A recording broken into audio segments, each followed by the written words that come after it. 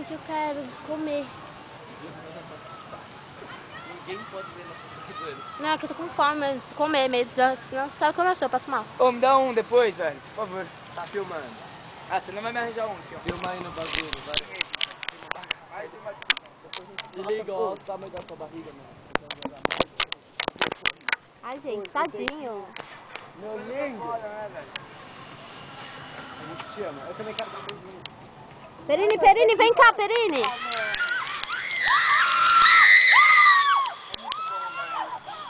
você fica gravado da gente?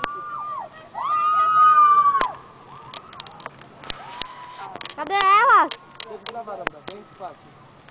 Não, só tirei foto. Ah, tomaram da câmera da Gil.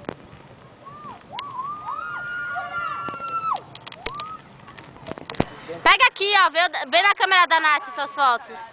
Vem aqui, Perini. Oi? Vem aqui suas fotos. São as primeiras. Depois eu me mando o vídeo, tá? Manda.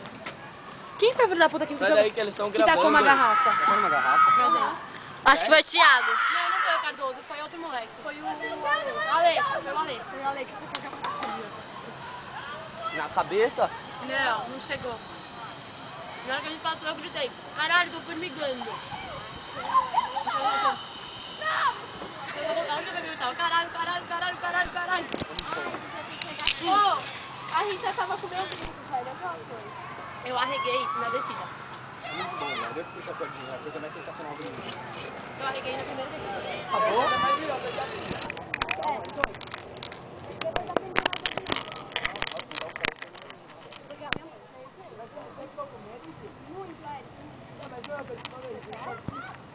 Érico.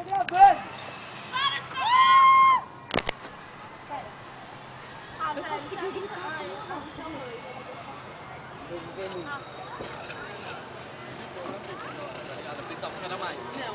Opa, Só que eu não imaginava que era. Oi, amor. Ficou boa foto? Ficou. Nossa, do Perini tem uma foto deles que ficou um mito. Sério? Então.